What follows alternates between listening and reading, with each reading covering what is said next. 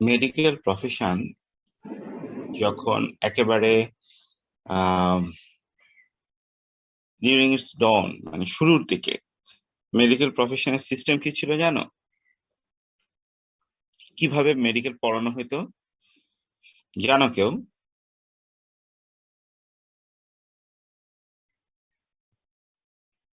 কেউ জানো না? তোমাদের ফরেন্সিক মেডিসিনে হিপোক্রেটাস ওথ পড়াইছে না? আচ্ছা, ওখানে একটা কথা লেখা আছে যে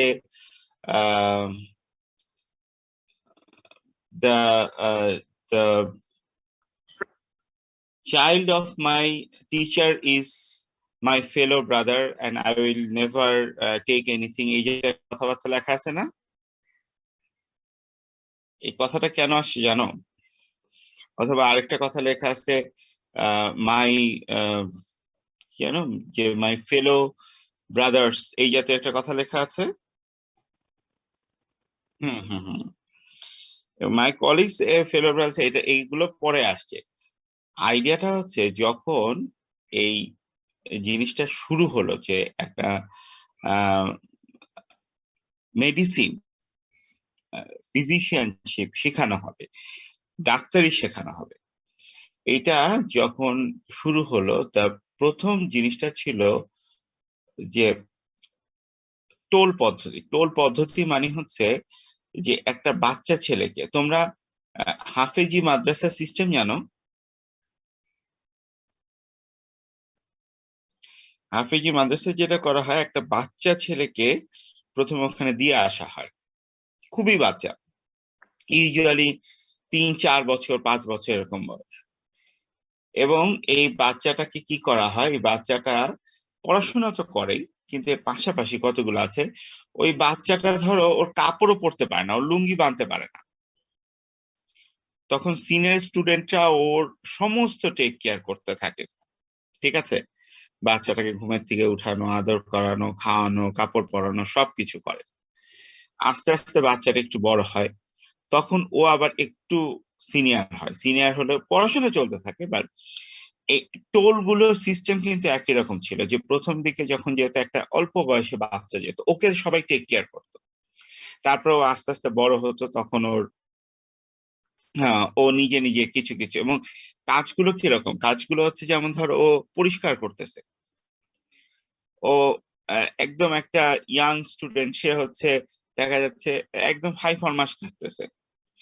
আস্তে আস্তে যত বড় হচ্ছে ও দেখা যাচ্ছে আহ, মানে টুকটাক করে আস্তে আস্তে গুরুত্বপূর্ণ কাজে যাচ্ছে। ও হয়তো সিনিয়ররা গাছের পাতা টাতা সংগ্রহ করতে যাচ্ছে, ওষুধ বানানোর জিনিসপত্রও তাদের সাথে যাচ্ছে। আর একটু বড় হলে ও ওইগুলো তৈরি করার প্রসেসে অংশ নিচ্ছে। আর একটু বড় হলে এরকম করতে করতে করতে করতে একদম সিনিয়র যখন হয়ে যাবে, তখন ওরা গুরুর পাশে বসতেছে, ওষুধ বানাচ্ছে। একটা পর্যায়ে ওনারা, যিনি মাস্টার, উনি মনে করতেন he is now capable enough, তাকে বলতেন যে গো, তুমি আরেকটা নতুন স্কুল স্টাবলিশ করো।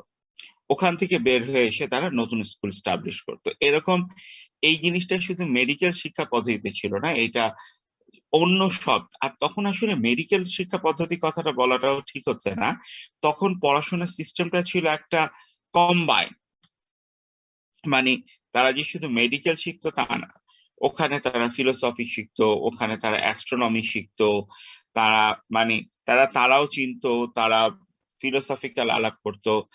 স্কুল অফ থটস এই কথাটা এখান থেকে আসে, it is one of the, মানে এক একটা এরকম এক একটা স্কুল। ঠিক আছে, এবং এই পদ্ধতি সারা পৃথিবীতেই প্রযোজ্য ছিল।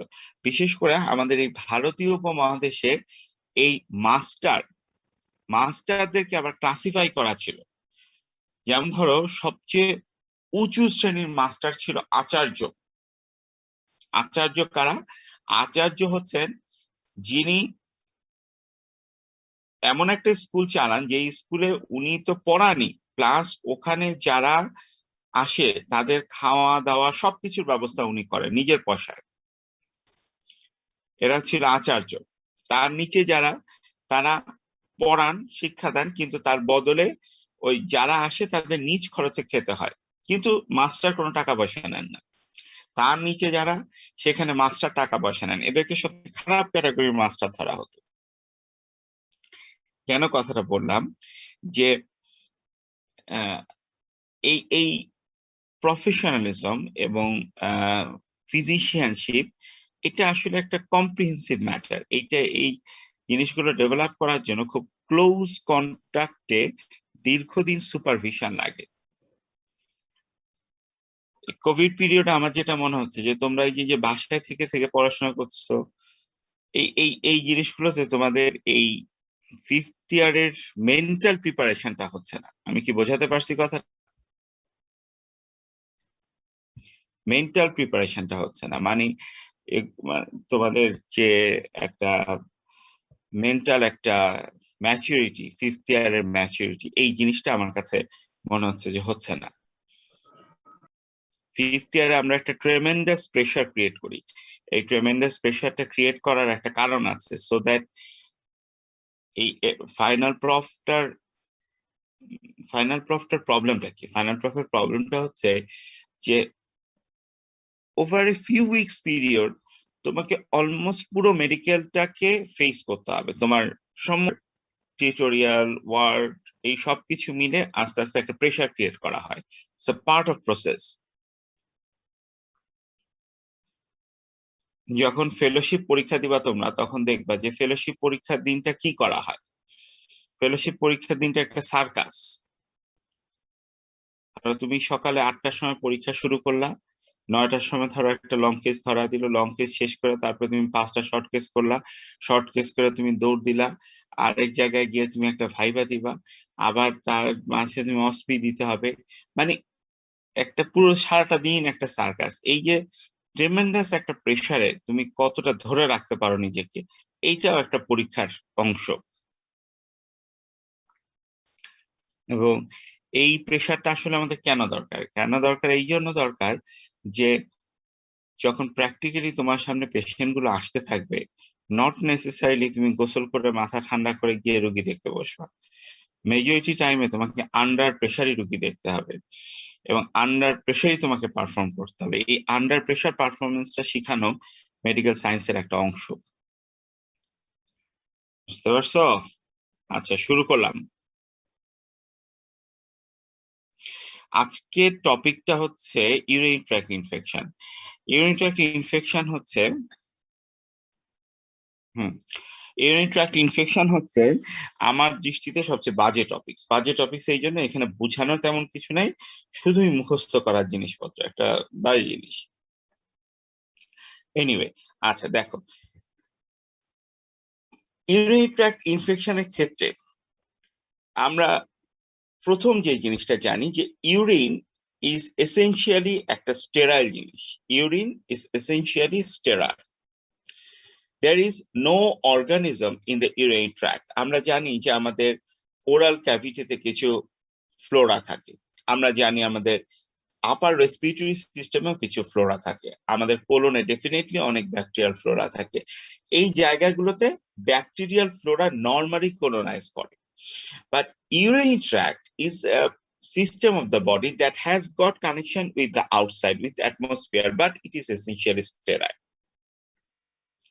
যে কথাটা বলতে চাচ্ছি, আমাদের যে সিস্টেম গুলো বাইরের সাথে কন্ট্যাক্টে থাকে, অর্থাৎ আমাদের oral cavity, nasal cavity, colon, skin, এগুলো সব কটাতেই কিন্তু আমার কিছু কিছু ব্যাকটেরিয়া নরমালি বসবাস করে। কিছু কিছু ব্যাকটেরিয়া নরমালি বসবাস করে, এটাকে আমরা বলি ব্যাকটেরিয়াল ফ্লোরা। কিন্তু ইউরিনারি ট্র্যাক্ট একটা সিস্টেম যেখানে কোনো ধরনের কোনো ব্যাকটেরিয়া থাকে না। It is essentially sterile thing. সুতরাং ইউরিনারি ট্র্যাক্টের কোনো জায়গায় যদি ব্যাকটেরিয়া ঢুকে, তাহলেই এটা ইউরিনারি ট্র্যাক্ট ইনফেকশন। আমার কথাটা কি পরিষ্কার? Not only bacteria, anything, it could be fungus also. Invasion of the urinary tract by any organism will be defined as UTI. Sorry. UTI is very common. UTI is very common. দেখো, almost 50% of female. Sorry. কোন সমস্যা? আচ্ছা আচ্ছা, almost 50% of female, 50% of female experience at least one or more episodes of UTI in their lifetime. দুইটা মেয়ের মধ্যে একটা মেয়ের জীবনে কোনোদিন না কোনোদিন অবশ্যই ইউটিআই হয়েছে। চিন্তা করতে পারো, it's a very very common thing, very common thing. এবং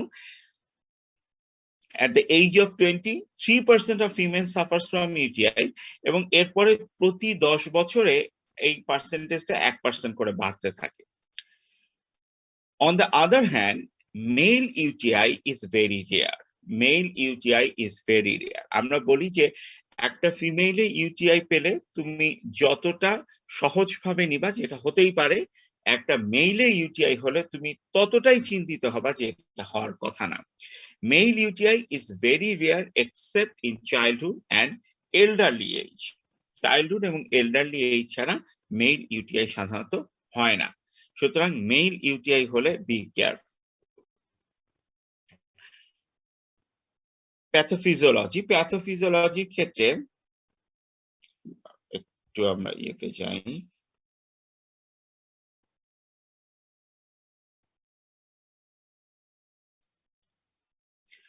প্যাথোফিজিওলজির ক্ষেত্রে বেসিক্যালি ধরো আমাদের কিডনি, ইউরেটার,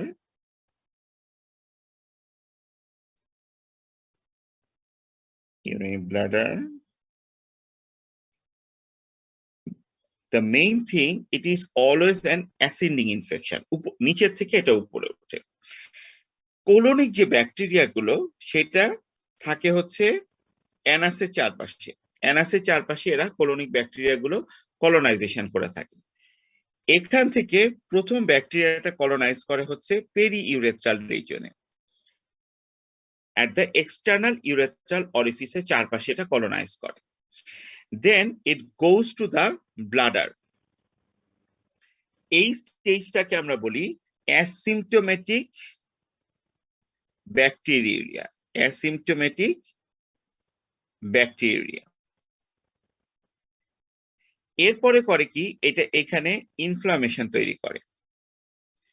এই স্টেজটাকে আমরা বলি অ্যাকিউট ইউরেথ্রাইটিস অ্যান্ড সিস্টাইটিস। এর পরের স্টেজে এটা করে কি, ব্যাক ফ্লাশ করে উঠে যায় হচ্ছে রেনাল পেলভিসে। রেনাল পেলভিসে উঠে গেলে এটাকে আমরা বলি পাইলোনেফ্রাইটিস। কখনো কখনো ইন কেস অফ মেল এখান থেকে এটা চলে যায় হচ্ছে প্রোস্টেটে, সেটাকে বলি আমরা প্রোস্টাটাইটিস।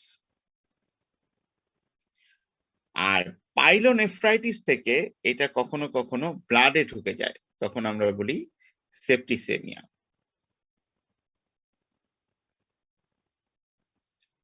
তখন আমরা এটাকে বলি সেপ্টিসেমিয়া।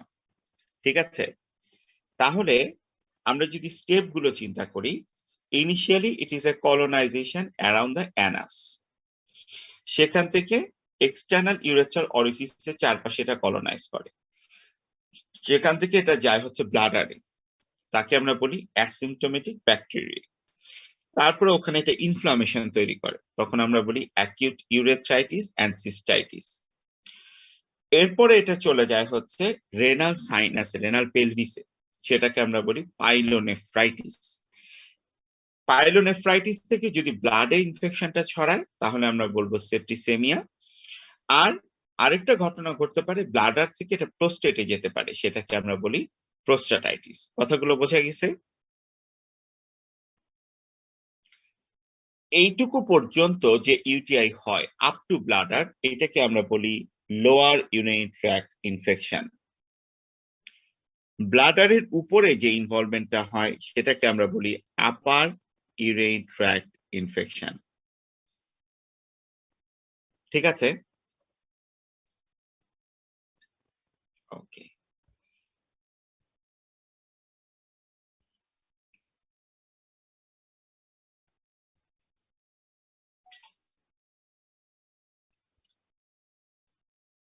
আচ্ছা, তাহলে এই জিনিসটা আমাদের হয়ে গেছে অলরেডি।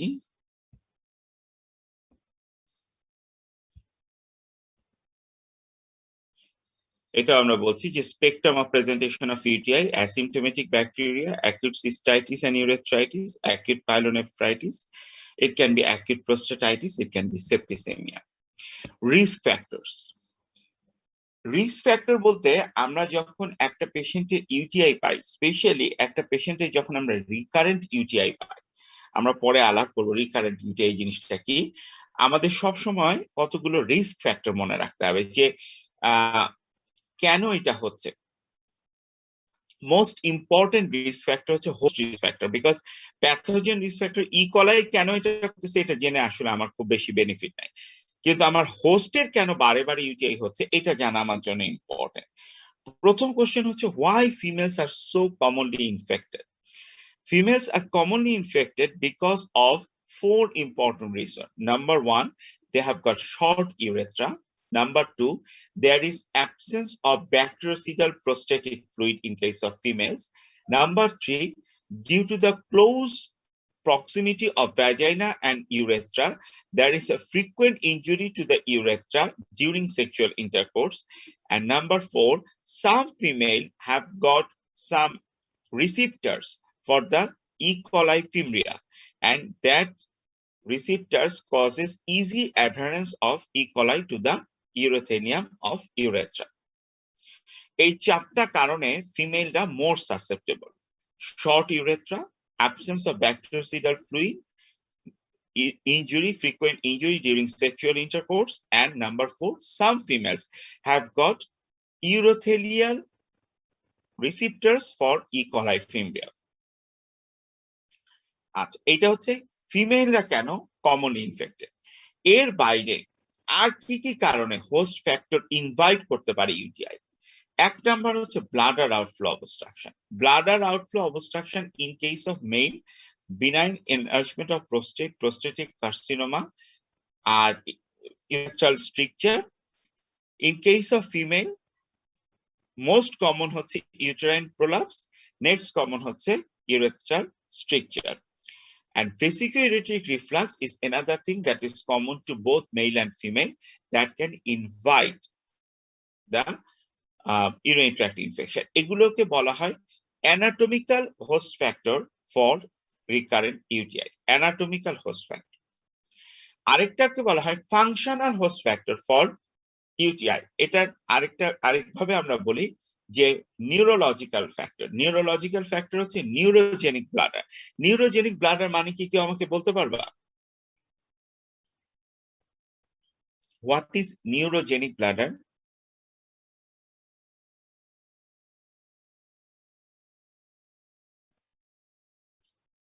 এনিওয়ান? স্পাইনাল কর্ড ইনজুরির ফলে ব্লাডারের যে প্রবলেম সেটা। হ্যাঁ ঠিক, কিন্তু ফোটায় ফোটায় ইউরিন পড়তেই থাকে স্যার, মানে ইউরিন একবারে ইয়া হয় না স্যার। আচ্ছা, তার আগে তোমরা আমাকে বলো, ধরো আমার একটা ব্রেইনে একটা স্ট্রোক হলো, হ্যাঁ, ব্রেইনে আমার একটা স্ট্রোক হলো। স্ট্রোক মানে কি? What is the definition of stroke?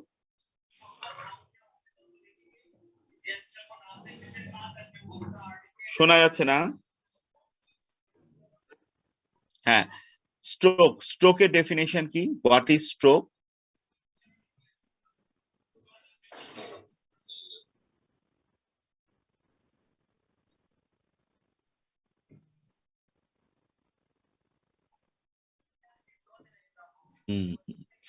এইটা ধরো একটা বাংলায় এমএ পড়ে যে ছেলে, সে উত্তর দিলে মেনে নেওয়া যেতে পারে। Sir, acute focal brain dysfunction due to vascular disease persisting more than 24 hours. Better, acute neurological dysfunction due to vascular disease persisting for 24 hours, which cannot be এরপর আরেকটা এক্সটেনশন আছে, কি কি সেটা? which cannot be attributable to any trauma, malignancy or infection. কথাটা বোঝা গেছে ডেফিনেশনটা? acute focal neurological injury, probably due to vascular origin, persisting for more than 24 hours, which cannot be attributable to any trauma, malignancy, or infection. কথা বুঝছো কিনা? জি sir. ব্রেইনের একটা neurological damage যেটা focal, probably vascular in origin, যেটাকে আমি কোনো trauma, infection বা ম্যালিগনেন্সি দিয়ে ব্যাখ্যা করতে পারছি না, এবং যেটা পারসিস্ট করতেছে ফর দেন 24 আওয়ার্স। আচ্ছা, মনে করো আমার ব্রেইনে একটা স্ট্রোক হলো। স্ট্রোক হইলে আমার এই প্ল্যান্টার কি হয়? মনে করো আমার ব্রেইনের লেফট সেরিব্রাল হেমিস্ফিয়ারের ইন্টারনাল ক্যাপসুল রিজিয়নে একটা ইসকেমিক স্ট্রোক হলো, তাহলে আমার রাইট সাইডের প্ল্যান্টারটা কি হবে? প্যারালাইসিস হবে স্যার। কি হবে? প্ল্যান্টার, প্ল্যান্টার কি? স্যার এক্সটেনশন হবে স্যার। এক্সটেনশন হবে, প্ল্যান্টার এক্সটেন্সর হবে। আর রিফ্লেক্স গুলো কি হবে? এক্সাজারেটেড হবে স্যার। এক্সাজারেটেড। কেন হইলো এটা? স্যার আপার মোটর নিউরন লেশন স্যার। আপার মোটর নিউরন লেশন। আপার মোটর নিউরন কাকে বলে? The neuron which arises from the nucleus of the brain from anterior horn cell of the spinal cord. কি? Sir brain থেকে anterior horn cell of the spinal cord পর্যন্ত যে নিউরনটা sir আছে এটা হচ্ছে আপার motor neuron. শোনো, আমি নেফ্রোলজি টিচার দেখে আমার ঘুম ভাঙ বুঝাই দিবে, এটা কি হবে? হ্যাঁ, অ্যান্টেরিয়র হর্ন সেল এর নিউরন রে আপার মোটর নিউরন কয়? স্যার মানে স্যার ব্রেনের নিউক্লিয়াস থেকে anterior horn cell পর্যন্ত up to the anterior horn cell। এটা fifth layer of the Purkinje fibre থেকে, মোটর কর্টেক্সের ফিফথ লেয়ার থেকে যেই নিউরনটা, সেইটা up to the nucleus of the brain stem, which are the nucleuses for cranial nerve and anterior horn cell nucleus, anterior horn cells of spinal cord। অর্থাৎ motor cortex থেকে যেই নার্ভটা origin নেয়, যেটার sell বডিটা থাকে হচ্ছে মোটর কর্টেক্সে, এবং যেটার এক্সন এসে শেষ হয় হচ্ছে ব্রেইন স্টেমের ক্রেনিয়াল নার্ভ নিউক্লিয়াসের মাথায় এবং অ্যান্টেরিয়র হর্ন সেলের মাথায়, অর্থাৎ এদেরকে নিয়ন্ত্রণ করে, তার নাম হচ্ছে আপার মোটর নিউরন। ঠিক। আচ্ছা, এখন আমাকে বলো যে কেন আপার মোটর নিউরন লেশনে জার্ক গুলো বেড়ে গেল?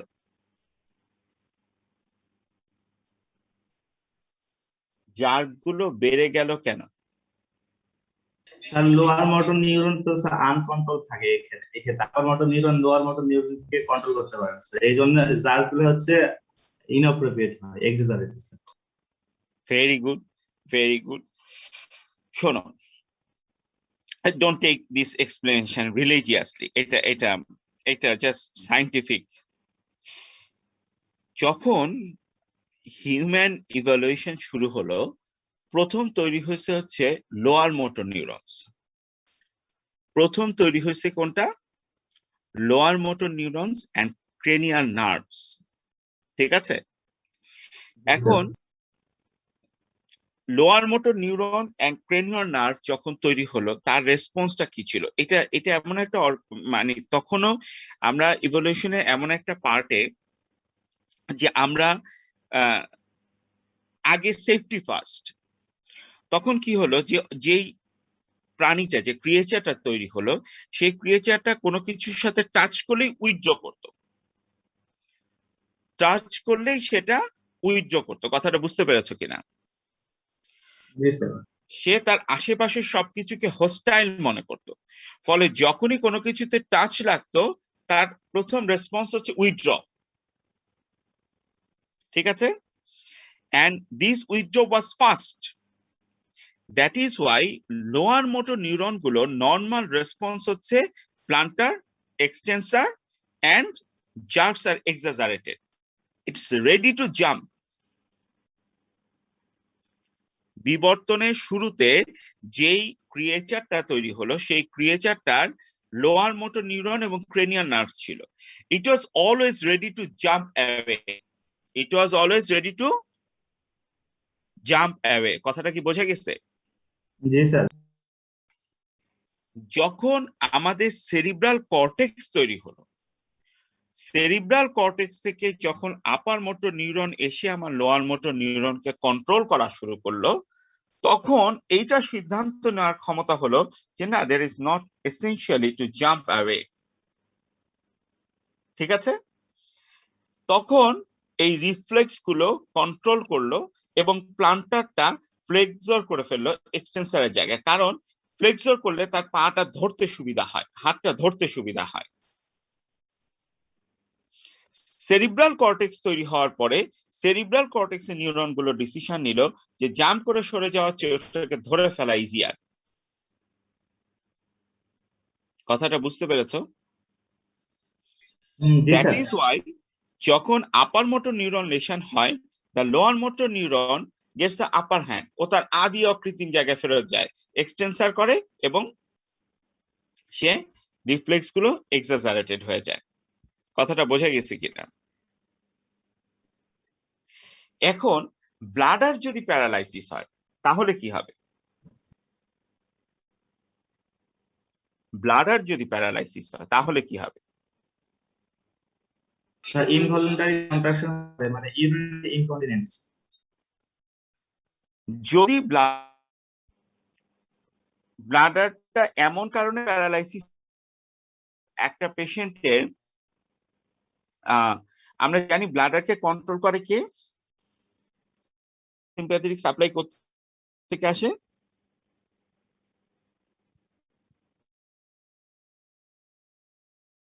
Sacral 2 3 4 sir. Sacral 2 3 4। Parasympathetic supply আসে হচ্ছে স্যাক্রাল 2 3 4, এবং parasympathetic system is responsible for bladder contraction and relaxation of the urethral sphincter. কথা সত্যি না সত্যি না? জি স্যার সত্যি।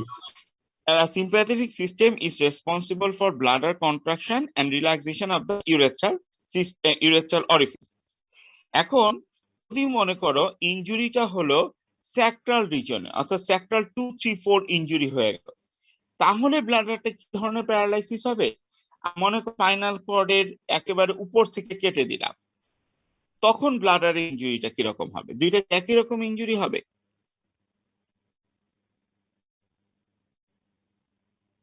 না স্যার। ব্লাডারের লোয়ার মোটর সাপ্লাই আসে হচ্ছে স্যাক্রাল 2 3 4 থেকে।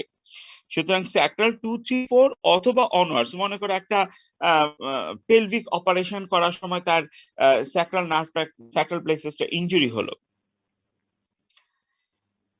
যে প্যারালাইসিস। আর যদি স্পাইনাল কর্ডটা ইনজুরি হয়, যেটা হচ্ছে ব্লাডারের স্যাক্রাল 2 3 4 কে আপার মোটর নিউরন নিয়ন্ত্রণ করে, ইনজুরি হলো, তাহলে দুটো paralysis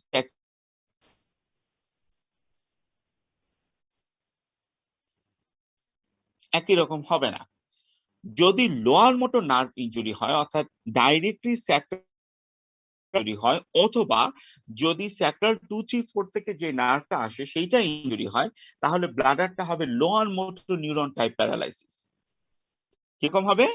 lower motor neuron type paralysis, মানে the bladder will be distended, ও কন্ট্রাকশন করবে না। ঠিক আছে? ব্লাডারে ইউরিন জমতে থাকবে জমতে থাকবে জমতে থাকবে, যখন ভরে যাবে তখন চোয়া চোয়া পড়তে থাকবে, ওভারফ্লো ইনকন্টিনেন্স। এটাকে আমরা কি বলি? Overflow incontinence. ঠিক আছে? আর যদি আপার মোটর নিউরন লেশন হয়, মনে করো আমার সার্ভাইকাল কর্ডটা কোনো কারণে বাড়িয়ে কেটে দিলাম, তখন আপার মোটর নিউরনটা যেটা স্যাক্রাল 2 3 4 কে কন্ট্রোল করতো সেটা ইনজুরি হলো। Just like upper motor neuron lesson, reflex will be exaggerated. ওখানে কি হবে? ব্লাডারটা কিরকম হয়ে যাবে? Small spastic bladder. ইউরিন আসলেই বের হয়ে যাবে, ইউরিন আসলেই বের হয়ে যাবে। কথা বোঝা গেছে? জি স্যার। এইটাকে আমরা বলবো আর্জ ইনকন্টিনেন্স, আসলে ইউরিন। দুইটাতেই তুমি কিন্তু ইনকন্টিনেন্স পাবা, কিন্তু দুইটা ইনকন্টিনেন্সের পার্থক্য আছে, দুইটা ইনকন্টিনেন্সের পার্থক্য আছে। কথা বোঝা গেছে? আচ্ছা, এখন নিউরোজেনিক ব্লাডার বলতে আমরা বুঝি হচ্ছে lower motor type of bladder, lower motor type of bladder. এটা কেন হয়? এটা অনেক কারণে হয়। সবচেয়ে কমন হচ্ছে যদি কোনো কারণে তোমার ব্লাডার আউটফ্লো অবস্ট্রাকশন দীর্ঘদিন ধরে পারসিস্ট করে, ইউরেথ্রাল স্ট্রিকচার টিস্ট্রিকচার এগুলোর কারণে, তাহলে ইউরিন ব্লাডারটা এত ডিস্টেন্ডেড হয়ে যায় যে ওই লোয়ার মোটর গুলো আর কাজ করতে পারে না। এটাকে বলা হয় lower motor type of neurogenic bladder. কোনো কারণে যদি ব্লাডার কন্ট্রাক্ট না করতে পারে তাহলে কি সমস্যা হয়? সমস্যাটা হচ্ছে ওই যে আমরা প্যাথোফিজিওলজিতে পড়লাম যে perianal colonization, periurethral colonization, then the organism goes to the bladder. এই প্রতিটার এগেইনস্ট একটা ডিফেন্স মেকানিজম কাজ করে হচ্ছে bladder wash. Bladder continuous contract করে ইউরিন বের করে দিচ্ছে, আমার অর্গানিজমটা ওখানে গিয়ে জমা হতে পারে না। ঠিক আছে, নরমালি আমাদের ইউরিন গুলো ওখানে গিয়ে অর্গানিজম গুলো জমা হতে পারে না। কেন জমা হতে পারে না? Because the urine is continuously coming out of the bladder and that is flushing the way, so the bacteria can't colonise in those areas. যদি নিউরোজেনিক ব্লাডার হয়, there is easy colonisation and easy UTI.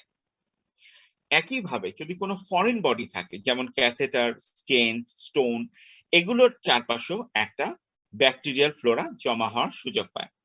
এছাড়া যদি host defense mechanism, especially diabetes mellitus and in case of female atrophic vaginitis, these are common host factors responsible for inviting UTI. Pathogenic ফ্যাক্টরের ভিতরে কিছু কিছু ইকোলাইয়ের কিছু ফিমরিয়া থাকে, যেটা ওই যে ফিমেলদের অ্যাডহারেন্স করতে পারে সেই ধরনের ফিমরিয়া থাকে, সেটা ইকোলাইয়ের বৈশিষ্ট্য। এটা আমাদের জন্য খুব গুরুত্বপূর্ণ না। তাহলে আমাদের জন্য কি গুরুত্বপূর্ণ? আমাদের একটা রোগী যদি বারে বারে ইউটিআই হতে থাকে তাহলে আমাদের খুঁজে নিতে হবে যে কোনো ব্লাডার আউটফ্লো অবস্ট্রাকশন আছে কিনা, তার নিউরোজেনিক ব্লাডার হওয়ার কোনো সম্ভাবনা আছে কিনা, কোনো ধরনের কোনো ফরেন বডি আছে কিনা, অথবা তার সিস্টেমিক ডিফেন্স রেসপন্সে কোনো সমস্যা আছে কিনা। আবার বলতেছি কথাটা, কোনো পেশেন্টের যদি বারবার ইউটিআই হতে থাকে তাহলে it is our duty to look for any bladder outlet obstruction, any chance of neurogenic bladder, any foreign body remaining in the urinary tract, or any problem with the host defense mechanism. বোঝা গেছে?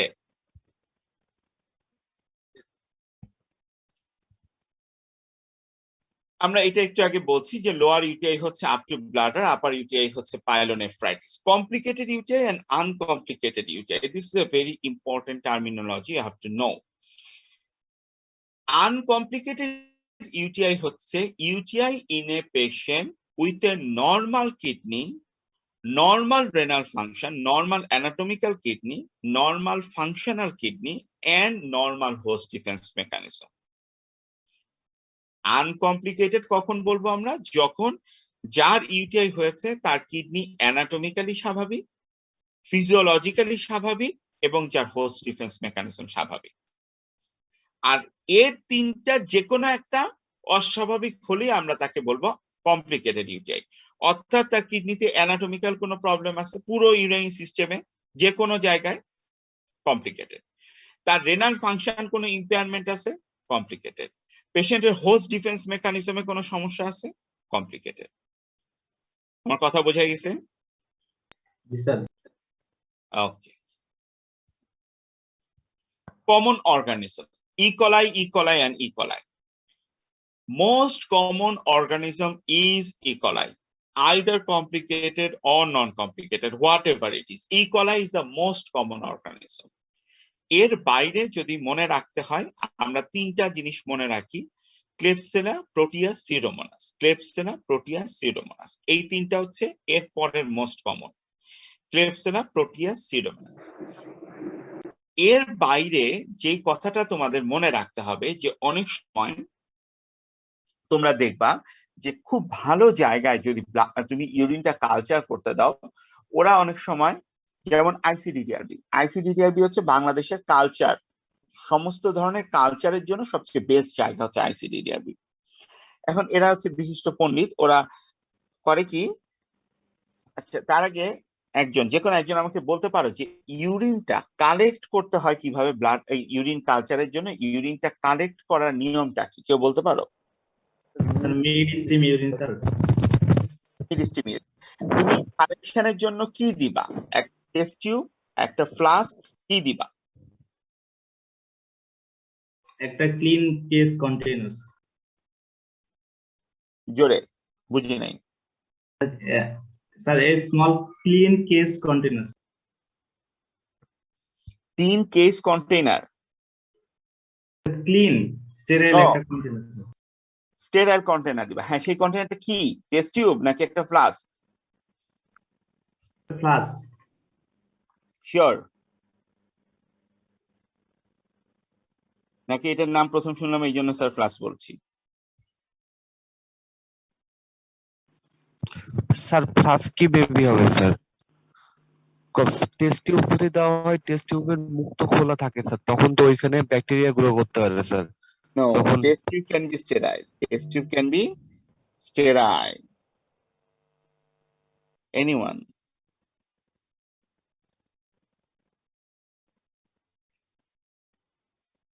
Test tube দিলে সমস্যা হচ্ছে রোগী ইউরিনটা collect করার সময় এটা তার ইউরেথ্রার একদম কাছাকাছি নিয়ে যাবে। কন্টামিনেশনের চান্স বাড়বে না বাড়বে না?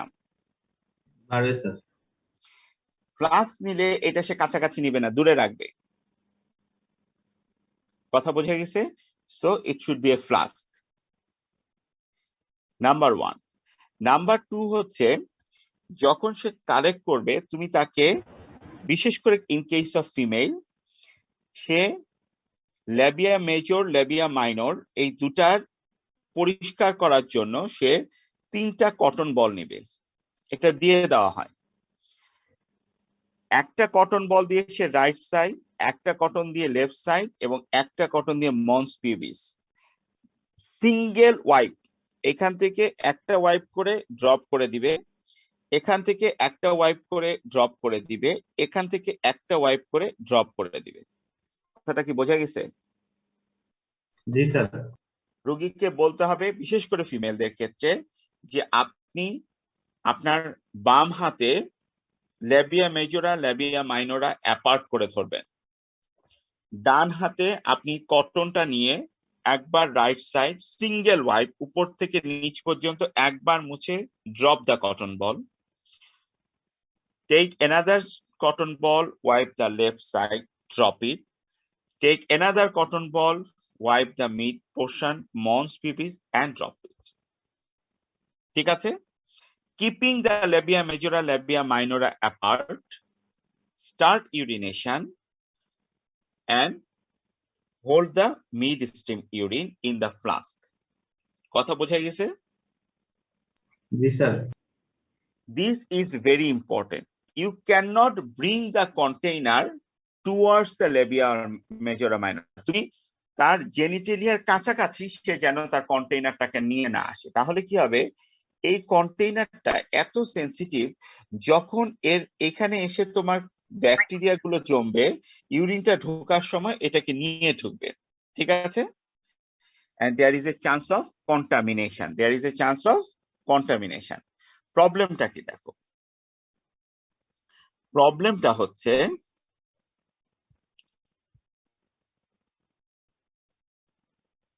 কোথায় গেল,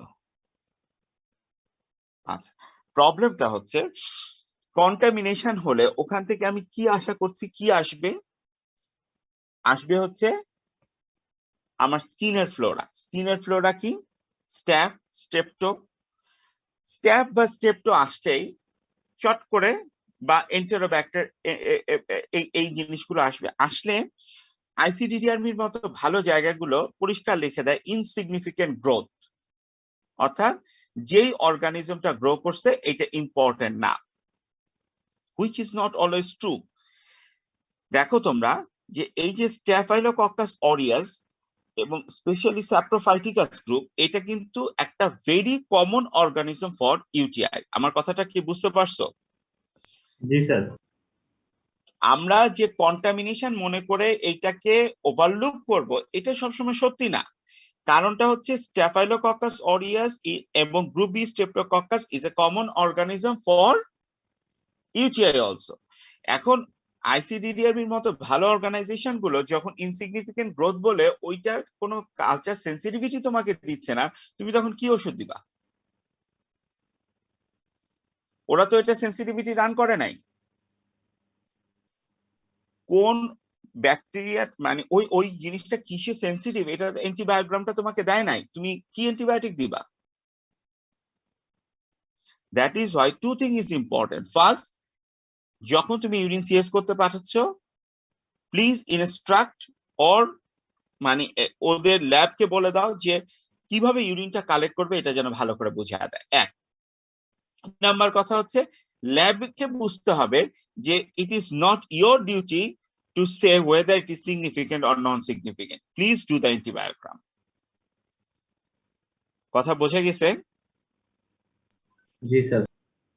আর in case of complicated UTI, you see the organisms are same, but in case of complicated UTI, if you compare between the uncomplicated and complicated, E. coli is much more common in case of uncomplicated UTI. In case of complicated UTI, yet E. coli is a major organism, but if you compare between these two groups, you will find out that Klebsiella, Proteus, Pseudomonas, Enterobacter, these causes complicate UTI in more ratio, in more proportion, if you compare it with an uncomplicated UTI. কথাটা কি বোঝা গেছে? Complicated হোক নন complicated হোক, দুইটার ক্ষেত্রে ই কলাই main organism. তবে আনকমপ্লিকেটেডে ই কলাই ছাড়া অন্য অর্গানিজম দিয়ে হয় না বললেই চলে। আর কমপ্লিকেটেডের ক্ষেত্রে ই কলাই মেইন অর্গানিজম, কিন্তু অন্যগুলো দিয়েও একটা ভালো প্রপোর্শনের ইউটিআই হয়। কথাটা কি বোঝা গেছে? ওকে। ক্লিনিক্যাল ফিচার, ক্লিনিক্যাল ফিচারের ভিতরে দেখো urgency, frequency, dysuria, stranguring, with or without incontinence. পাঁচটা কথা: urgency, frequency, dysuria, stranguring, with or without incontinence. প্রত্যেকটা কথার অর্থ আমরা বুঝি কিনা। ফ্রিকোয়েন্সি, একটা মানুষ দিনে কয়বার প্রস্রাব করবে এটা নির্ধারিত না, তবে প্রতিটা মানুষের একটা প্যাটার্ন আছে, প্রতিটা মানুষের একটা প্যাটার্ন আছে। সে যদি কমপ্লেন করে স্যার আমি আগে যতবার যেতাম এখন তার চেয়ে অনেক বেশি যেতে হচ্ছে, ইট ইজ ফ্রিকোয়েন্সি। আর্জেন্সি মানে কি? রোগী বলবে স্যার আমার মনে হয় আমি প্রস্রাব ধরে রাখতে পারবো না। এই যে মনে হওয়াটা, দিস ইজ আর্জেন্সি। সে ধরে রাখতে পারতেও পারে, নাও পারতে পারে, কিন্তু সে যদি ধরে রাখতে পারে তাতে যে এটা আর্জেন্সি হবে না তা কিন্তু না। আর্জেন্সি মানে হচ্ছে রোগীর মনে হবে যে আমি প্রস্রাব ধরে রাখতে পারছি না। This is urgency. It may or may not be associated with incontinence. আসলেও তার প্রস্রাব হয়ে যেতে পারে, নাও হয়ে যেতে পারে, কিন্তু রোগী যদি মনে হয় যে আমার এক্ষুনি প্রস্রাব হয়ে যাবে, দিস ইজ আর্জেন্সি। প্রস্রাব করার সময় যে ব্যথা হয় তার নাম হচ্ছে ডিসইউরিয়া। প্রস্রাব করার সময় যে ব্যথা হয় তার নাম হচ্ছে ডিসইউরিয়া। প্রস্রাব করার পরে তলপেটে যে অনুভূতি হয় যে আমার আরেকটু প্রস্রাব করলে ভালো লাগতো, এটার নাম স্ট্র্যাঙ্গারি। প্রস্রাব করার পরে রোগীর তলপেটে যে অনুভূতি হয় আমার আরেকটু প্রস্রাব করলে ভালো লাগতো, this is strangury. Suprapubic pain may or may not be present. ইউরিনের কি সমস্যা হবে? Urine is offensive in colour. For God sake, আমি অনেক সময় আমার কলিগ, আমার জুনিয়রদের আমি দেখছি যে রোগী বলতে স্যার আমার প্রস্রাবের দুর্গন্ধ। পেশেন্ট, লোকজন এটা ওভারলুক, পেশাবে তো দুর্গন্ধই হবে। নো, কোন পেশেন্ট যদি বলে যে স্যার আমার প্রস্রাবের দুর্গন্ধ, always give a thought to it. কারণ প্রস্রাবের দুর্গন্ধ ইউটিআই এর একটা ইম্পর্টেন্ট ম্যানিফেস্টেশন। রোগী বুঝতে পারে যে আমার প্রস্রাবে কেমন যেন একটা গন্ধ হচ্ছে, specially diabetic patient. cloudy urine, blood in urine. These are manifestation of lower UTI. Frequency, urgency, dysuria, strangury with or without incontinence, offensive urine, blood in the urine, cloudy urine. Systemic manifestation lower UTI এ থাকবে না, তোমাদের জন্য এই কথাটা important. Systemic manifestation, জ্বর, কাঁপুনি দিয়ে জ্বর ইত্যাদি লোয়ার ইউটিআই এ থাকবে না, লোয়ার ইউটিআই এগুলো থাকবে না, কথাটা মাথায় থাকবে। রোগী এই ধরনের কমপ্লেইন করছে, স্যার ইউটিআই না, জ্বর তো নাই। নো, জ্বর জরুরি না, ঠিক আছে। Pyelonephritis, on the other hand, the main manifestation is fever with chill and rigor, bilateral lung pain, and on examination, bilateral renal angle tenderness. Fever with chill and rigor, fever with chill and rigor, with bilateral loin pain, and on examination, renal angle tenderness is the manifestation of pyelonephritis. তবে একটা কথা তোমরা মনে রেখো, in case of elderly people, lower UTI, upper UTI দুটোই disorientation তৈরি করতে পারে। In case of elderly people, lower UTI and upper UTI দুটোই, lower UTI and upper UTI দুটোই disorientation তৈরি করতে পারে। কথা বোঝা গেছে? এখন এইখানে আবার উল্টা কথা, লোয়ার ইউটিআই হচ্ছে যে পেশেন্টের জ্বর আছে কিনা, এখানে উল্টো কথা যে ইউটিআই যখন আমরা চিন্তা করতেছি, একটা পেশেন্টের fever with chill and rigor, আমরা ইউটিআই চিন্তা করছি, আমাদের তখন কি আমাদের চিন্তা আসবে যে পেশেন্টের আর্জেন্সি, ফ্রিকোয়েন্সি, ইউরিনারি ইনকন্টিনেন্স এগুলো আছে কিনা। No, it is not essential, it is not essential. Only 30% of upper UTI, only 30% of upper UTI is associated with lower UTI. Only 30% of upper UTI is associated with lower UTI. কথাটা বোঝা গেছে? ওকে, আচ্ছা, একটা জিনিস আমি একটু জানতে চাই। Tasnim Akter, roll number 21। জি স্যার, আসসালামু আলাইকুম স্যার। ওয়ালাইকুম আসসালাম। কিডনি রোগে কোমরে ব্যথা হয়, সত্যি না মিথ্যা? জি স্যার। সত্যি। আচ্ছা, কিডনির কোন কোন রোগে কোমরে ব্যথা হয়? স্যার স্টোন হইলে, স্টোন হইলে,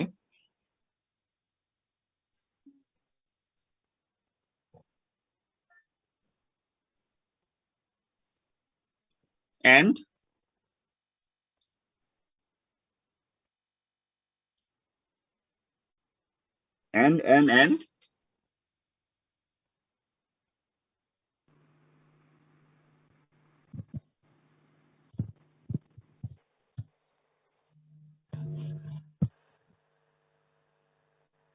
মোস্ট কমন হচ্ছে stone and UTI. Most common হচ্ছে স্টোন এবং আপার ইউটিআই। স্টোনের ব্যথাটা কেমন?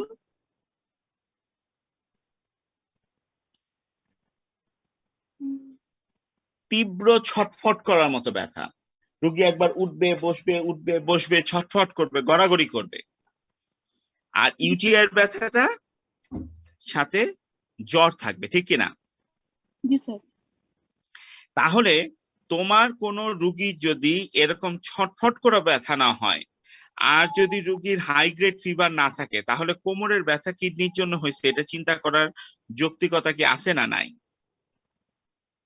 জি স্যার। আবার কয় আছে। শোনো, কিডনির দুইটা মাত্র কমন রোগে ব্যথা হয় কোমরে, একটা হচ্ছে ইউটিআই, আরেকটা হচ্ছে স্টোন। ইউটিআই এ ব্যথা হইতে হলে জ্বর থাকবে, কারণ এটা আপার ইউটিআই হইতে হবে। আর যদি স্টোনের ব্যথা হয় তাহলে এটা সিভিয়ার কলিকি পেইন, জি স্যার। Patient will toss up, patient গড়াগড়ি করবে ব্যথায়, তাহলে এটা রেনাল অরিজিন হওয়ার সম্ভাবনা আছে। এই দুইটা ক্রাইটেরিয়া যদি ফিল আপ না হয়, কিডনির কোনো কারণে কোমরে ব্যথা হওয়ার সম্ভাবনা খুবই নেগলিজেবল। কথা পরিষ্কার? জি স্যার। এটা নিজের জন্য বুঝতে হবে, আশেপাশের মানুষের জন্য বুঝতে হবে, সবার জন্য বুঝতে হবে যে কোমরে ব্যথার সাথে কিডনির সম্পর্ক very very limited, very very limited. ঠিক আছে? জি স্যার। ওকে। প্রোস্টাটাইটিসের ক্ষেত্রে patient present with perineal pain. এই পেরিনিয়াল রিজনটা কোন জায়গাটা?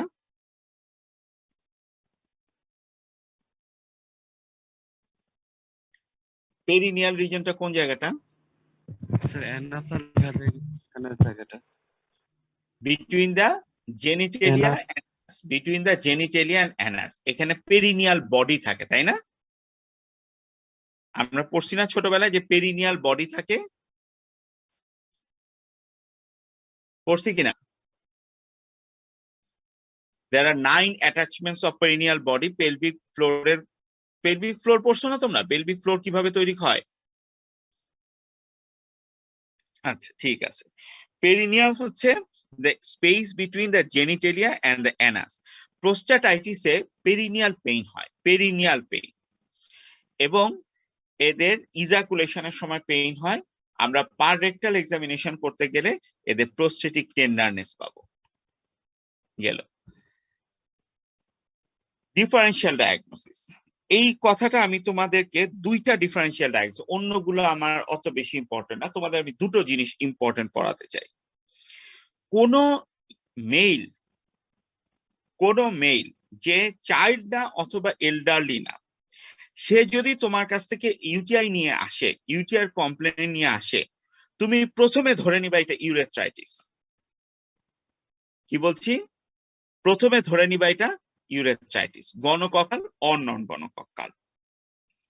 কোন মেল যদি নেইদার চাইল্ড নর এল্ডারলি তোমার কাছে ইউটিআই কমপ্লেন নিয়ে আসে, ফ্রিকোয়েন্সি, আর্জেন্সি ইত্যাদি ইত্যাদি বলা শুরু করে, তুমি প্রথমে ধরে নিবা এটা ইউরেথ্রাইটিস, গণকক্কাল অর নন গণকক্কাল। এবং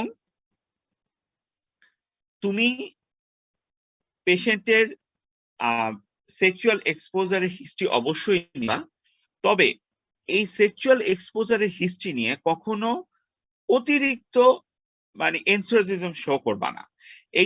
এইটা কেন যেন আমাদের মেডিকেল প্রফেশনে এটাকে খুব মানে এটা ছোটবেলা থেকে আমাদের সিনিয়র স্যাররাও এটা চান যে এইটা খুব ইয়ে করা হোক। দেখো, it is not your duty to dishonour someone.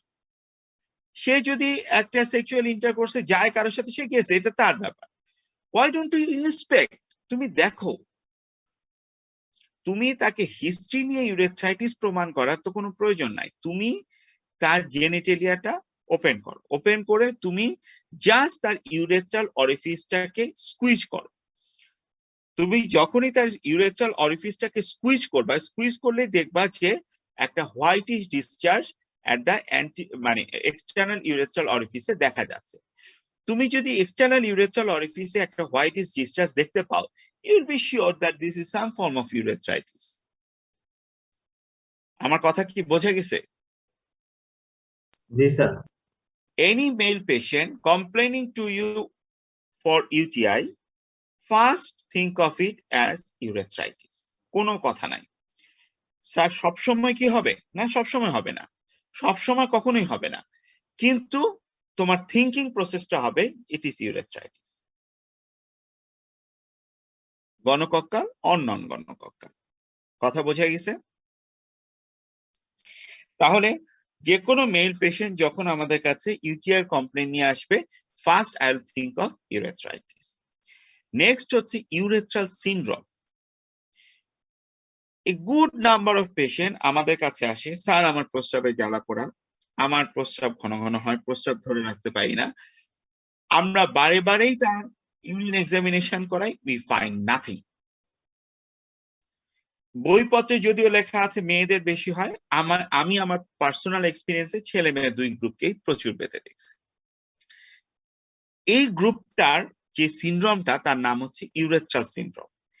এইটা কয়েকটা কারণে হয়। একটা হচ্ছে যে কোনো সময় ক্ল্যামাইডিয়া জাতীয় কিছু ইন্ট্রাসেলুলার অর্গানিজম আছে, ক্ল্যামাইডিয়া, মাইক্রোপ্লাজমা, ইউরেথ্রা, এগুলোর কারণে এই ধরনের ইউরেথ্রাল সিনড্রোম হতে পারে।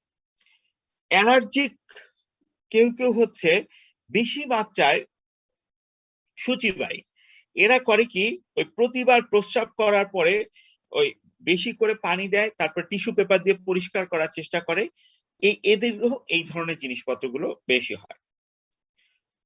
কারো অ্যাট্রোপিক ভ্যাজাইনাইটিস থাকে অথবা সেক্সুয়াল ইন্টারকোর্সের পরে এই জিনিসটা বেশি হয়। এখান থেকে আমাদের শিক্ষণীয় যে জিনিসটা সেটা হচ্ছে কোন পেশেন্ট বারে যদি এরকম ইউটিআই এর মতো ফিচার নিয়ে আসে আর আমরা যদি ইউরিনে কিছু না পাই তাহলে পসিবিলিটি হচ্ছে ইউরেথ্রাল সিনড্রোম। যদি ইউরিন কালচারে কোনো গ্রোথ না পাওয়া যায়, ডোন্ট ট্রিট। আবার বলছি, যদি ইউরিন এক্সামিনেশন, ইউরিন কালচারে কোনো গ্রোথ না পাওয়া যায়, don't treat with antibiotics. Don't treat with antibiotics. কথাটা বোঝা গেছে?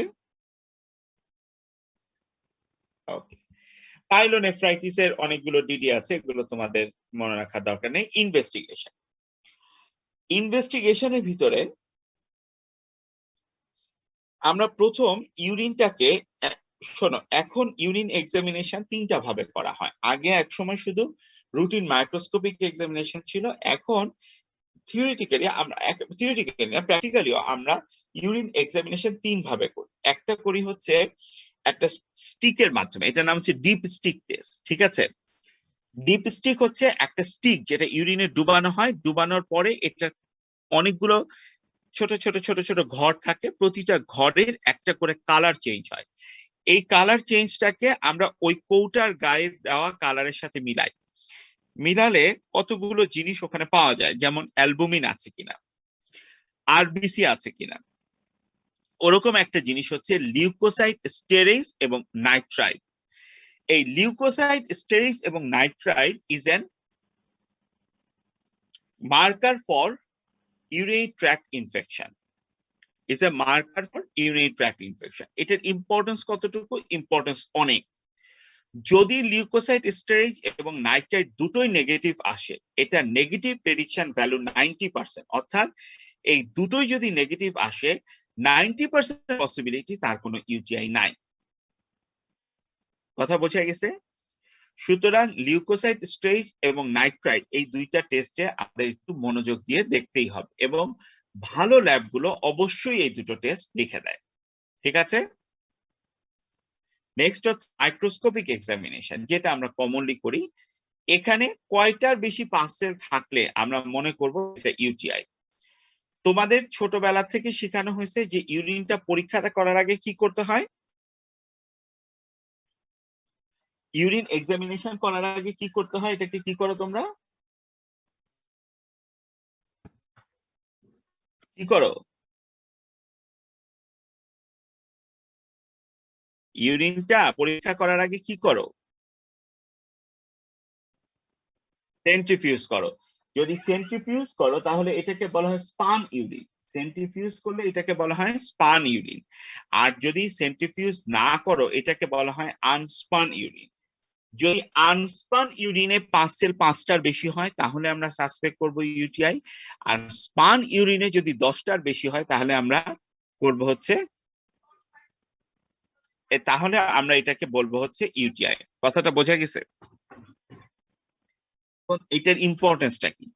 তোমরা প্রায় দেখবা ইউটিআই ইউরিন আরই রিপোর্টে লেখে 4টা থেকে 6টা, 5টা থেকে 7টা। এইটার মানে হচ্ছে this is a bad report. কেন ব্যাড রিপোর্ট? উনি আমাকে এমন একটা রিপোর্ট দিচ্ছে যাতে আমি একটা কনফিউশনে থাকি, ঠিক আছে?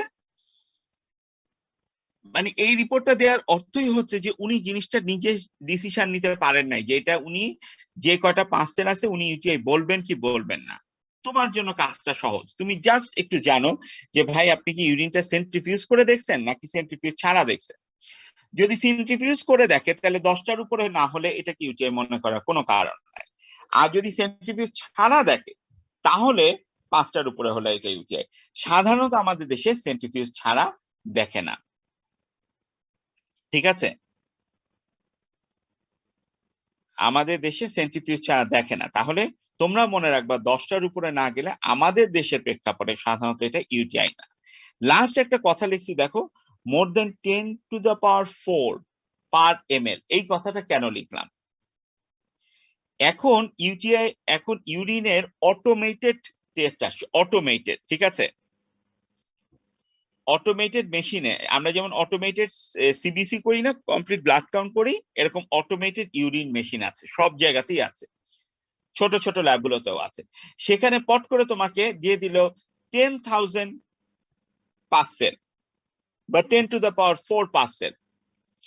তুমি যদি এটা সম্পর্কে আইডিয়া না থাকে, তোমার তো মাথা খারাপ হয়ে যাবে। 10,000 পার্সেল, এটা কি ধরনের কথা? ইয়েস, এখানে পার ml এ মাপা হয় এবং এখানে 10⁴ এর উপরে গেলে এটা সিগনিফিকেন্ট। কথাটা কি বোঝা গেছে? ইউরিন কালচার, ইউরিন কালচারের ক্ষেত্রে মোর দেন 10⁵, more than 10⁵ universally acceptable significant urine growth. More than 10⁵ হচ্ছে universally acceptable significant growth। তবে একটা কথা মনে রাখতে হবে যে এইটার উপরে ডিপেন্ড করা যাবে না। একটা পেশেন্ট যদি ইউটিআই এর সিম্পটম নিয়ে আসে, তার 10⁵ টু 10⁵ এর মধ্যে গ্রোথ আসলো, এটা সিগনিফিকেন্ট।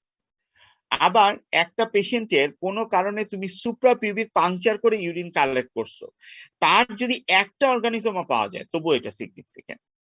তবে তোমাদের মনে রাখতে হবে 10⁵ এর উপরে গেলে এটা সিগনিফিকেন্ট। এই তিনটা টেস্ট আমরা সব, মানে ইউরিন, আরই এবং কালচার, এটা আমরা সবার জন্য করতে দিব। যদি এই পেশেন্টের সাথে পাইলোনেফ্রাইটিস থাকে তাহলে পেশেন্টের সিবিসি, ইএসআর, ব্লাড কালচার এবং রেনাল ফাংশনটা দেখব। আর যদি পেশেন্টের recurrent UTI in female, male patient হয়, কমপ্লিকেটেড ইউটিআই ইনফেন্ট হয়, আলট্রাসোনোগ্রাফি করা লাগবে। তোমরা এত জটিল ভাবে ভেঙে ভেঙে মুখস্থ করার দরকার নাই। তোমাদেরকে যদি জিজ্ঞাসা করা হয় ইউটিআই তে কি কি করবা, তোমরা বলবা যে স্যার আমরা urine for routine microscopic examination করব, ইউরিন কালচার করতে দিব, কমপ্লিট ব্লাড কাউন্ট করতে দিব, ব্লাড ইউরিয়া ক্রিয়েটিনিন করতে দিব, আর হচ্ছে আলট্রাসোনোগ্রাফি করতে দিব। কি কি বলছি? তোমরা বলবা হচ্ছে যে ইউরিন আরই, কোথায় গেল এটা? তোমরা বলবা হচ্ছে urine RE, culture sensitivity, blood urea, creatinine, ultrasonography, ঠিক আছে? আর ইন সাসপিশন অফ ডায়াবেটিস থাকলে ব্লাড সুগার। তোমাদের এই কয়েকটা মনে রাখা জরুরি। কি কি বলছি? Urine RE, culture sensitivity, blood urea creatinine, RBS, ultrasonography. তোমরা এই কয়েকটা আলাদা করে মনে রাখো। আমি যেটা পড়াচ্ছি এটা ডেভিডসনে এইভাবেই লেখা আছে, কিন্তু it is difficult for you to remember. Urine RE, culture sensitivity, blood urea creatinine, RBS, ultrasonography. কথা বোঝা গেছে? Okay, now this is the treatment. দেখো ইউটিআই ট্রিটমেন্টে উপরে যে জিনিসটা, যেটা আমি নর্মাল কালো কালি দিয়ে লিখেছি, এটা হচ্ছে ডেভিডসনের স্টেটমেন্ট, ঠিক আছে? আর নিচে আমি লাল কালি দিয়ে প্র্যাকটিক্যালি আমরা কি করি সেটা লিখেছি। এটা আসলে পড়ানোর কিছু নাই। বেসিক্যালি ব্যাপারটা কি, যে ওরা ওদের দেশের অ্যান্টিবায়োটিকের উপরে একটা গাইডলাইন দিয়েছে। যেমন ওরা লোয়ার ইউটিআই বলেছে ট্রাইমেথোপ্রিম 200 মিলিগ্রাম 12 আওয়ার। এখন এইটা আমি ব্যক্তিগতভাবে পরীক্ষার হলে বলাটা পছন্দ করি না, কারণ আমাদের দেশে ট্রাইমেথোপ্রিম পাওয়াই যায় না আলাদা করে, ঠিক আছে? এটা তোমরা মুখস্থ রাখতে পারলে ভালো, কিন্তু আমি মনে করি যে আমাদের কমন হচ্ছে ciprofloxacin, nitrofurantoin for lower UTI, cotrimoxazole second choice. UTI in প্রেগন্যান্সিতে আমাদের দেশের আগে চয়েস ছিল সেফালেক্সিন, আনফরচুনেটলি সেফালেক্সিনও এখন আমাদের দেশে পাওয়া যায় না, শুধুই নাইট্রোফুরান্টয়েন, ঠিক আছে? এবং ইন কেস অফ পাইলোনেফ্রাইটিস ওদের গাইডলাইন হচ্ছে কোএমক্সিক্লাভ, সিপ্রোফ্লক্সাসিন, আর সেকেন্ড চয়েস হচ্ছে জেন্টামাইসিন, সেফোরক্সিন। আমাদের দেশে আমরা ব্যবহার করি হচ্ছে সিপ্রোফ্লক্সাসিন, সেফোরক্সিন, মেরোপেনাম আর অ্যামিক অ্যাসিড। তোমাদের আমি একটা কথা বলি, ইউটিআই ইজ আ ভেরি, আর ডিউরেশন হচ্ছে আমরা সব পেশেন্টের লোয়ার ইউটিআই হলে 10 দিন, আপার ইউটিআই হলে 14 দিন।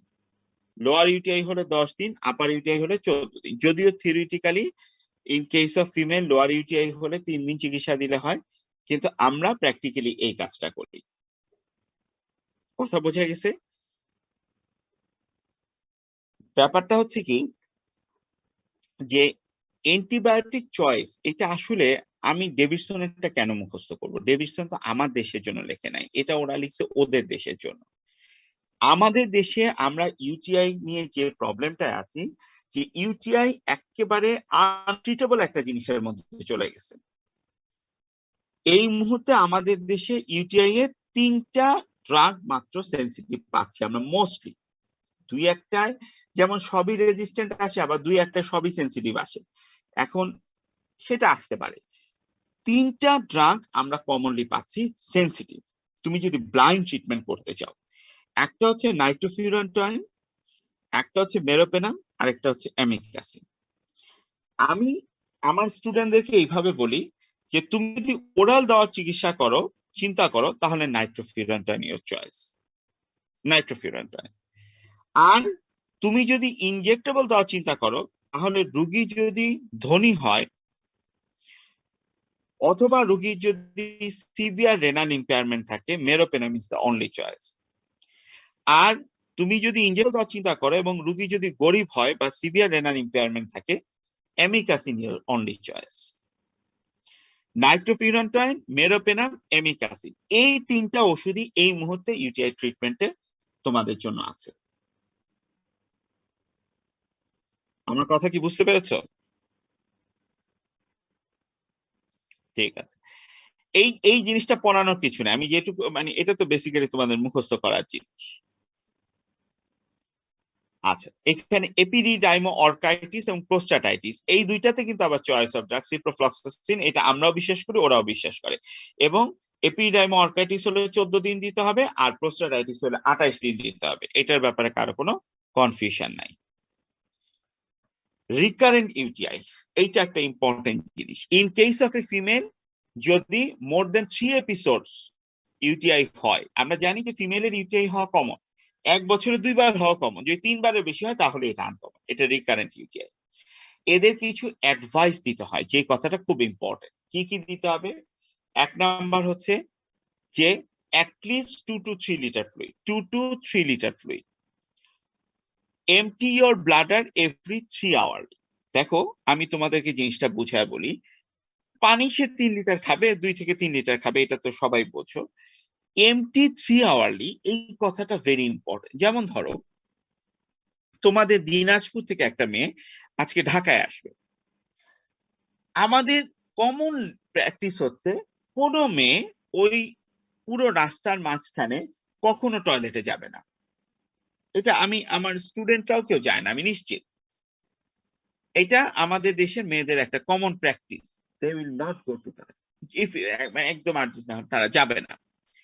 This creates UTI. শপিং এ যাচ্ছে, 5 ঘন্টা 6 ঘন্টা শপিং করতেছে, সে কিন্তু মার্কেটের ওয়াশরুমে যাবে না। You cannot do this. A patient having recurrent UTI, সে 3 ঘন্টা পর পর তার প্রস্রাব ধরুক বা না ধরুক, তাকে প্রস্রাব করতেই হবে।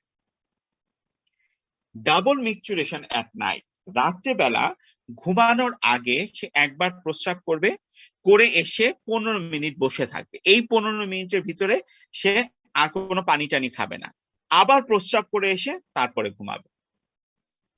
সেক্সুয়াল ইন্টারকোর্সের আগে এবং পরে অবশ্যই প্রস্রাব করবে। Maintain hygiene, use of water after defecation should be from front, not from behind. এটার সমস্যা হয় কি, বাচ্চা বয়সে যখন অল্প বয়সের বাচ্চা মেয়েগুলোকে ট্রেইনড আপ করা হয়, তখন পায়খানার পরে পানিটা পিছন থেকে খরচ করে মায়েরা, ফলে সে এটাতে অভ্যস্ত হয়ে যাওয়ার একটা টেন্ডেন্সি তৈরি হয়। এটা মায়েদের একটা দায়িত্ব। ওই বাচ্চাটা যার পিছন থেকে পানি খরচ করতে সে ট্রেইনড হয়ে গেল, সে কিন্তু বড় হয়ে সেই কাজটাই করতে থাকবে। You can not do this. You have to use water from front, you have to use water from front, not from behind. এবং তোমার বাচ্চা মেয়েটাকে তুমি প্রথম থেকেই এইভাবে ট্রেন করতে হবে, otherwise it will be her regular practice. Sanitary napkin, এখনকার ট্রেন্ড হচ্ছে আলট্রা লং স্যানিটারি ন্যাপকিন বা স্যানিটারি প্যাড গুলো ব্যবহার করা হয়।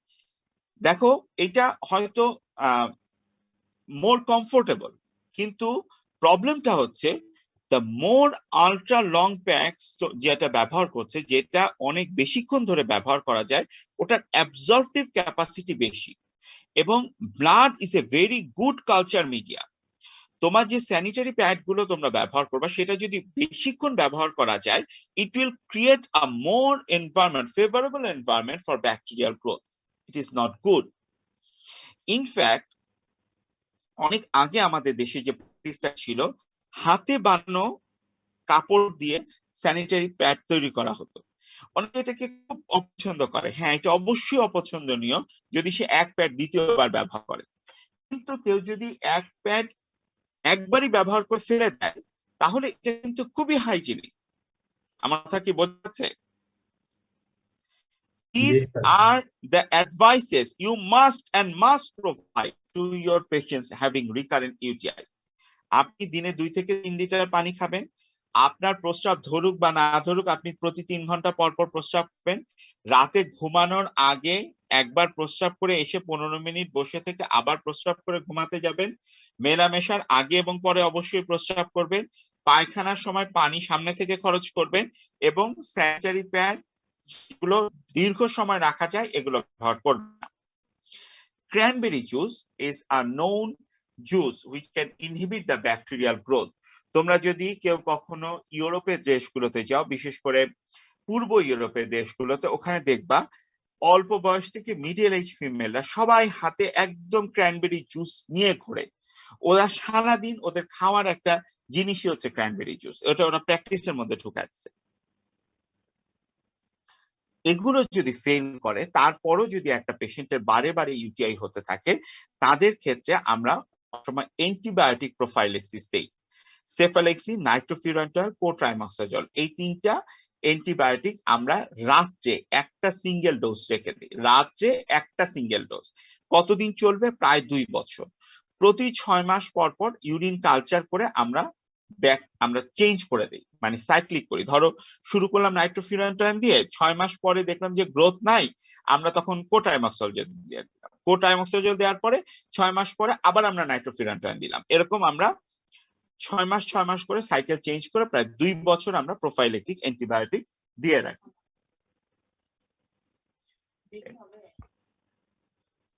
অ্যান্টিবায়োটিক দিয়ে রাখি, ঠিক আছে? কথাটা কি বোঝা গেছে?